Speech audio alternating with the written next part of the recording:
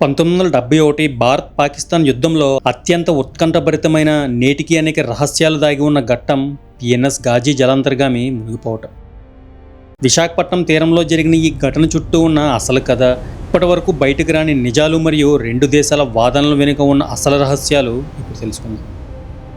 పాకిస్తాన్ నౌకాదళానికి చెందిన గాజీ సాధారణ జలాంతర్గామి కాదు. ఇది అమెరికా రెండవ ప్రపంచ యుద్ధ కాలంలో తయారు చేసిన టెంచ్ క్లాస్ డీజిల్ ఎలక్ట్రిక్ సబ్మెరీన్. దీని పాత పేరు యుఎస్ఎస్ డియాబ్లో. 1963లో అమెరికా దీనిని పాకిస్తాన్కి లీజుకి ఇచ్చింది. ఆ సమయంలో దక్షిణాసియాలోనే దాదాపు 20,000 కిలోమీటర్ల వరకు అత్యంత సుదీర్ఘ దూరం ప్రయాణించగల ఏకైక సబ్మెరియన్ ఇదే. భారత్కు ఉన్న ఏకైక యుద్ధ విమాన వాహక నౌక అయిన ఐఎన్ఎస్ విక్రాంత్ను అడ్డుకోవడమే దీని ప్రధాన లక్ష్యం. 1971 నవంబర్ మధ్యలో తూర్పు పాకిస్తాన్లోని ఉద్రిక్తతలు పతాక స్థాయికి చేరాయి.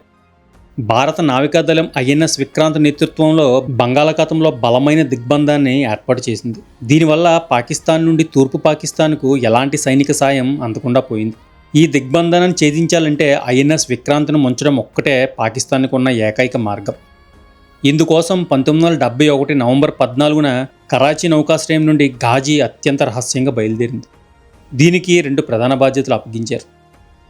ఐఎన్ఎస్ విక్రాంత్ను వెతికి నాశనం చేయడం ఒకటి, భారతదేశంలో తూర్పు తీరంలో ముఖ్యంగా వైజాగ్ నౌకాశ్రయం వెలుపల మైన్లను అమర్చడం. గాజీ ఆవిర్భావం మరియు సాంకేతిక రహస్యాలు. గాజీ కథ నిజానికి అమెరికాలో మొదలైంది. రెండవ ప్రపంచ యుద్ధ సమయంలో అమెరికా నావికాదళం కోసం యుఎస్ఎస్ డియాబ్లో అనే టెంచ్ క్లాస్ జలాంతర్గామిని నిర్మించారు. దీని పొడవు 313 అడుగులు, దాదాపు ఒక ఫుట్బాల్ మైదానం అంత పొడవు ఉంటుంది. దీని ఆయుధ సంపత్తి 28 టార్బిడోలు మరియు సముద్రపు బాంబులు. దీని ప్రత్యేకత ఏమిటంటే దీనికి అమర్చిన డీజిల్ ఇంజన్లు మరియు భారీ బ్యాటరీలు దీనిని నీటి లోపల ఎక్కువ కాలం అత్యంత నిశ్శబ్దంగా ప్రయాణించేలా చేస్తాయి. 1963లో ఈ సబ్మరైన్ను పాకిస్తాన్కు అమెరికా లీజుకు ఇచ్చినప్పుడు దక్షిణాసియాలోనే లాంగ్ రేంజ్ సబ్మెరీన్ కలిగిన ఏకైక దేశంగా పాకిస్తాన్ అవతరించింది. దీనికి వారు గాజీ అంటే ఇస్లామిక్ సాంప్రదాయంలో పవిత్ర యుద్ధంలో విజయం సాధించిన యోధుడు అని పేరు పెట్టారు. ఆపరేషన్ ఫాల్కన్, కరాచీ నుంచి రహస్య ప్రయాణం. 1971 నవంబర్ 14న కరాచీ హార్బర్ చుట్టూ దట్టమైన చీకటి కమ్ముకుంది. ఎవరికి అనుమానం రాకుండా కరాచీ కమాండర్ ఇన్ చీఫ్ నుండి గాజీ కెప్టెన్ జాఫర్ మహమ్మద్ ఖాన్కు అత్యంత రహస్య ఉత్తర్వులు అందే. ఆ ఉత్తర్వుల కోడ్ నేమ్ ఆపరేషన్ ఫాల్కన్. గాజీలో ప్రయాణించే 93 మంది సిబ్బందికి తాము ఎక్కడికి వెళ్తున్నామో, ఏ మిషన్ మీద వెళ్తున్నామో కూడా తెలియదు. కేవలం కెప్టెన్ ఖాన్కు మాత్రమే ఆ సీల్డ్ కవర్ ఓపెన్ చేసే అధికారం ఉంది. గాజీ అరబిక్ మహాసముద్రం గుండా ప్రయాణించి శ్రీలంకను చుట్టుముట్టి బంగాళాఖాతంలోకి ప్రవేశించాల్సి ఉంటుంది. దాదాపు 4,800 కిలోమీటర్ల ప్రయాణం. గాజీ ఒక పాత సబ్మెరీన్. దాని లోపల ఎయిర్ కండిషన్ సిస్టమ్ సరిగ్గా పనిచేసేది కాదు. సముద్ర గర్భంలో ఉష్ణోగ్రత పెరిగిపోవడంతో సిబ్బంది తీవ్ర అస్వస్థతకు గురి అయ్యారు. అయినా సరే కెప్టెన్ ఖాన్ తన ప్రయాణాన్ని ఆపలేదు. నవంబర్ 22 నాటికి గాజీ మద్రాస్ తీరానికి చేరుకుంది. రష్యా ఇచ్చిన రహస్య హెచ్చరిక. 1971 నవంబర్ మొదటి వారంలో అధికారికంగా యుద్ధం ప్రారంభం కావడానికి ముందే సోవియట్ యూనియన్ ఇంటెలిజెన్స్ విభాగం భారత నావికాదళానికి ఒక అత్యంత రహస్యమైన డీకోడ్ చేసిన సందేశాన్ని పంపింది.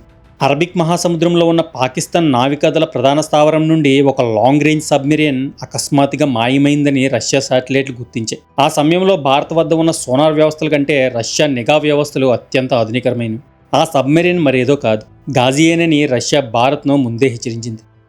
మైండ్ గేమ్, భారత నావికాదళ వ్యూహం. భారత నౌకాదళ ఇంటెలిజెన్స్ ఒక రహస్య సందేశాన్ని అడ్డుకుంది. చిట్టగాంగ్ నౌకాశ్రయానికి పాకిస్తాన్ నుండి ఒక సందేశం వచ్చింది. అందులో సబ్మెరీన్లకు మాత్రమే వాడే ఒక ప్రత్యేకమైన లూబ్రికెంట్ ఆయిల్ గురించి సమాచారం అడిగారు. దీంతో గాజీ బంగాళాఖాతంలోనికి ప్రవేశించిందని వైస్ అడ్మిరల్ నీలకంఠ కృష్ణన్ గారు గ్రహించారు. కానీ ఆ సమయంలో ఐఎన్ఎస్ విక్రాంత్ వైజాగ్లో లేదు. దానిని అత్యంత రహస్యంగా అండమాన్ నికోబార్ దీవుల్లోని పోర్ట్ ఎక్స్రే అనే రహస్య స్థావరానికి తరలించారు. గాజీని తప్పుద్రోవ పట్టించడానికి భారత్ ఒక అద్భుతమైన వ్యూహాన్ని రచించింది. వైస్ అడ్మిరల్ కృష్ణన్ పాతదైపోయిన త్వరలో సేవల నుండి విరమించబోయే ఐఎన్ఎస్ రాజ్పుత్ అనే డెస్ట్రాయిడ్ నౌకను రంగంలోనికి దించారు. ఐఎన్ఎస్ రాజ్పుత్ నిరంతరం రేడియో సందేశాలు పంపుతూ తానే ఐఎన్ఎస్ విక్రాంత్ అన్నట్లు నమ్మించింది. పాకిస్తాన్కి తెలియని విషయం ఏంటంటే భారత నావికాదళ intelligence chief vice admiral Neelakanta Krishnan అప్పటికే గాజీ కదలికలను కనిపెట్టారు. శ్రీలంక తీరంలో ఒక గుర్తు తెలియని సబ్మెరీన్ తిరుగుతుందని భారత నిఘా వర్గాలు హెచ్చరించాయి. వైస్ అడ్మిరల్ కృష్ణన్కి తెలుసు గాజీ వైజాగ్పై దాడి చేయడానికి వస్తుంది అని. అప్పటికే ఐఎన్ఎస్ విక్రాంత్ను సురక్షిత ప్రాంతానికి తరలించిన కృష్ణన్ గాజీని ఒకే చోట నిలిపి ఉంచడానికి ఒక అద్భుతమైన నాటకానికి తెరదీశారు. నాటకంలోని ప్రధాన ఘట్టాలు: నకిలీ రేడియో సందేశాలు. వైజాగ్ కోస్ట్ నుండి ఐఎన్ఎస్ విక్రాంత్ సిగ్నల్స్ను పోలిన రేడియో సందేశాలను నిరంతరం ప్రసారం చేశారు. విక్రాంత్ కోసం 1000 లీటర్ల పాలు కావాలి, భారీ మొత్తంలో మాంసం సరఫరా చేయాలి అంటూ ఓపెన్ ఛానల్స్లో మాట్లాడారు. ఇది గాజీ రేడియో ఆపరేటర్లు విన్నారు. పాతదైపోయిన డెస్ట్రాయర్ నౌక ఐఎన్ఎస్ రాజ్పుత్ను వైజాగ్ పోర్టులోనే ఉంచారు. దాని ఇంజన్లో సమస్యలు ఉన్నప్పటికీ దానిని విక్రాంత్లాగా తిప్పడం ప్రారంభించారు. ఈ సంకేతాలన్నింటినీ నమ్మిన గాజీ కెప్టెన్ ఖాన్ ఐఎన్ఎస్ విక్రాంత్ వైజాగ్ పోర్టులోనే ఉందని నిర్ధారించుకుని డిసెంబర్ 2 నాటికి వైజాగ్ తీరానికి కేవలం కొన్ని మైళ్ళ దూరంలోనికి వచ్చి నక్కి కూర్చున్నాడు. డిసెంబర్ 3, 1971 సాయంత్రం పాకిస్తాన్ విమానాలు భారత వైమానిక స్థావరాలపై దాడులు చేయడంతో అధికారికంగా యుద్ధం ప్రారంభమైంది. వైజాగ్లో ఉన్న ఐఎన్ఎస్ రాజ్పుత్కు వెంటనే సముద్రంలోకి వెళ్లాలనే ఆదేశాలు వచ్చాయి. Rajput commanding officer lieutenant commander Inder Singh తన నౌకను నౌకాశ్రయం వెలుపలికి నడిపించాడు. రాజ్పుత్ నౌక హార్బర్ ఛానల్ దాటుతుండగా సబ్మెరైన్ ఉనికిని కనిపెట్టే సోనార్ సిస్టంలో ఒక వింత శబ్దం వినిపించింది. నీటి లోపల ఏదో భారీ వస్తువు కదులుతోంది, అది కూడా కేవలం 1/2 మైల్ దూరంలోనే. ఇందర్ సింగ్ ఆలస్యం చేయలేదు. టార్బిడోలు వేసే సమయం కూడా లేదు. నౌక వెనుక భాగం నుండి 2 డెప్త్ చార్జ్ బాంబులను నీటిలోనికి విసిరాడు. ఇవి నీటి లోపల నిర్దేశిత లోతుకు వెళ్ళిన తరువాత పేలుతాయి. రాత్రి 12:14 మొదటి బాంబు పేలింది. ఆ వెంటనే రెండో బాంబు కూడా పేలింది.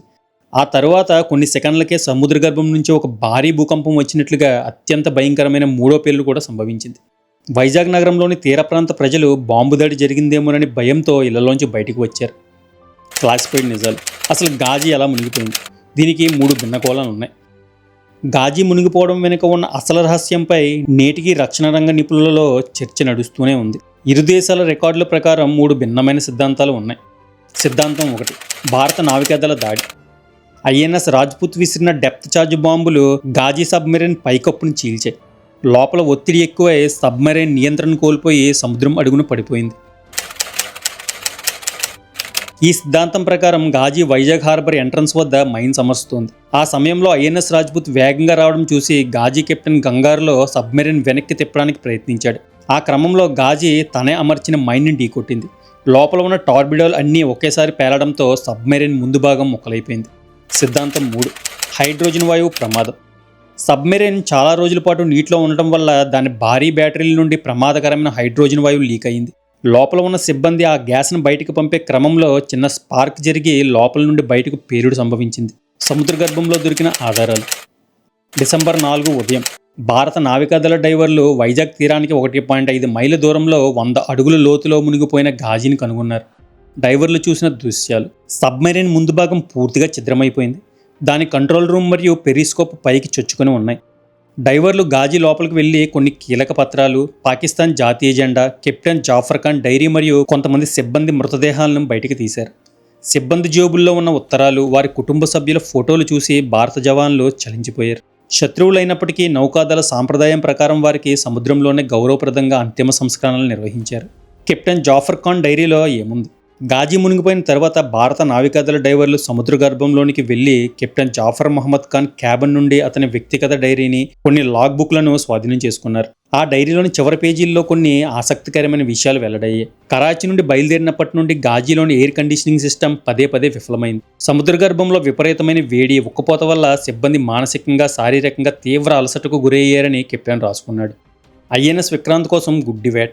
డిసెంబర్ 1 నాటికే తాము వైజాగ్ తీరానికి చేరుకున్నామని, కానీ ఐఎన్ఎస్ విక్రాంత్ ఆచూకీ దొరకకపోవడం తనను తీవ్ర ఆందోళనకు గురి చేస్తుందని ఆయన అందులో పేర్కొన్నాడు. రేడియో సిగ్నల్స్ వస్తున్నప్పటికీ విక్రాంత్ కంటికి కనిపించకపోవడం గాజీ సిబ్బందిని అయోమయంలో పడేసింది.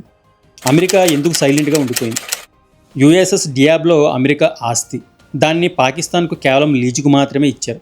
అంతర్జాతీయ నిబంధనల ప్రకారం లీజుకు తీసుకున్న సైనిక ఆయుధాలను వేరే దేశంపై దాడికి ఉపయోగించకూడదు. కానీ పాకిస్తాన్ ఆ నిబంధనను ఉల్లంఘించి గాజీని భారత్పై దాడికి పంపింది. గాజీ మునిగిపోయిన తర్వాత అమెరికా ప్రభుత్వం భారత్ను ఎలాంటి వివరణ అడగలేదు. పాకిస్తాన్కు మద్దతుగా మాట్లాడలేదు కూడా. ఎందుకంటే తమ ఆయుధాన్ని దూకుడు వ్యూహాలకు వాడి పాకిస్తాన్ తప్పు చేసిందని అమెరికాకి తెలుసు. అందువలన ఈ నష్టాన్ని అమెరికా సైలెంట్గా భరించింది. ఐఎన్ఎస్ రాజ్పుత్ అసలు కథ. విధి ఆడిన వింత నాటకం. గాజీని ముంచిన కీర్తిని సొంతం చేసుకున్న ఐఎన్ఎస్ రాజ్పుత్ నిజానికి ఆ రాత్రి వైజాగ్ పోర్టులోనే ఉండిపోవాల్సింది. దాని ఇంజన్లలో తీవ్ర సాంకేతిక లోపాలు ఉన్నాయి. ఒక రకంగా చెప్పాలంటే అది దాదాపు రిటైర్మెంట్కి సిద్ధంగా ఉన్న నౌక. ఇంధనం నింపుకోవడానికి ఐఎన్ఎస్ రాజ్పుత్ను కేవలం వైజాగ్ తీరం చుట్టూ కాపలాగా ఉంచారు. డిసెంబర్ 3 రాత్రి దానికి ఇంధనం నింపుకోవడానికి వీలుగా హార్బర్ లోపలికి రమ్మని ఆదేశాలు వచ్చాయి. ఆ ఆదేశాల ప్రకారమే రాజ్పుత్ హార్బర్ ఛానల్ గుండా లోపలికి వస్తుండగా సరిగ్గా గాజీ మైన్స్ అమరుస్తున్న ప్రాంతానికి అత్యంత సమీపంలోనికి వచ్చింది. రాజ్పుత్ రాకను గమనించిన గాజీ కంగారు పడింది. రాజ్పుత్ వేసిన డెప్త్ చార్జ్ బాంబులు గాజీని నేరుగా తాకకపోయినా ఆ బాంబుల పేలుడు ఒత్తిడి వల్ల గాజీ లోపల ఉన్న మైన్స్ ట్రిగర్ అయ్యి పేలిపోయాయి. అంటే రాజ్పుత్ అక్కడికి అనుకోకుండా వెళ్లటమే గాజీ అంతానికి కారణమైంది. గాజీ శిథిలాల అమ్మకానికి నిరాకరణ. 1970ల చివరిలో మరియు 80ల ప్రారంభంలో కొన్ని అంతర్జాతీయ స్క్రాప్ డీలర్లు, రక్షణ రంగ పరిశోధన సంస్థలు వైజాగ్ తీరంలో ఉన్న గాజీ శిథిలాలను పైకి తీసి స్క్రాప్గా మార్చడానికి లేదా పరిశోధనల కోసం కొనుగోలు చేయడానికి భారత ప్రభుత్వానికి భారీ ఆఫర్లు ఇచ్చాయి. కానీ భారత నావికాదళం అందుకు నిరాకరించింది.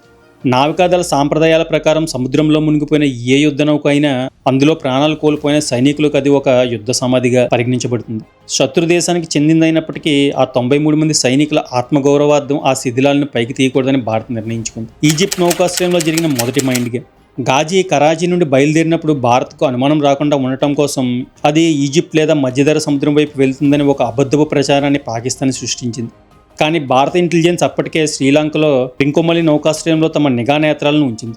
గాజీ శ్రీలంక తీరాన్ని దాటుతున్నప్పుడు అక్కడి కొందరు స్థానిక మత్స్యకారుల ద్వారా, నౌకాశ్రయ అధికారుల ద్వారా భారత నిఘా వర్గాలకు సమాచారం అందింది. పాకిస్తాన్ పన్నిన అంతర్జాతీయ డ్రామాను భారత నావికాదళం చాలా సులువుగా ఛేదించింది. గాజీ అంతం యుద్ధంపై చూపిన ప్రభావం. గాజీ మునిగిపోవడం 1971 యుద్ధంలో అత్యంత కీలకమైన మలుపు. గాజీ ముప్పు తప్పడంతో ఐఎన్ఎస్ విక్రాంత్ బంగాళాఖాతంలో లార్జర్ దెన్ లైఫ్ పాత్ర పోషించింది. తూర్పు పాకిస్తాన్లోని చిట్టగాంగ్, కాక్స్ బజార్ పోర్టులను పూర్తిగా ధ్వంసం చేసింది. పాకిస్తాన్ నైతిక పతనం. తమ వద్ద ఉన్న అత్యంత శక్తివంతమైన ఆయుధం యుద్ధం మొదలైన మొదటి రోజే మునిగిపోవడంతో పాకిస్తాన్ నావికాదళం మానసికంగా కుంగిపోయింది. ఇది చివరికి 16 డిసెంబర్ 1971న 93,000 మంది పాక్ సైనికులు భారత ముందు మోకరిల్లడానికి, బంగ్లాదేశ్ ఆవిర్భవించడానికి దారితీసింది. భారత ప్రభుత్వం గాజీకి సంబంధించిన పూర్తి దర్యాప్తు పత్రాలను ఇప్పటికీ పూర్తిగా బహిర్గతం చేయలేదు. 1980లలో కొన్ని ఫైళ్లను నాశనం చేసినట్లు కూడా వార్తలు వచ్చాయి. గాజీ నిజంగా భారత దాడి వల్ల మునిగిందా లేక అంతర్గత పేలుడు వల్ల మునిగిందా అనే ప్రశ్నకు 100% సమాధానం బంగాళాఖాతం అడుగున ఆ శిథిలాల మధ్య దాగి ఉంది. నేటికి వైజాగ్ తీరంలో సముద్రం అడుగున పిఎన్ఎస్ గాజీ శిథిలాలు కాలగర్భంలో కలిసిపోతూ నాటి వీరత్వానికి, వ్యూహ ప్రతివ్యూహాలకు నిశ్శబ్ద సాక్షిగా నిలిచి ఉన్నాయి. ఎలా ఉందండి వీడియో? నచ్చితే లైక్, సబ్స్క్రైబ్ చేసి హైప్ కొట్టడం మాత్రం మర్చిపోద్దు. నెక్స్ట్ వీడియోలో కలుద్దాం. Thanks for watching.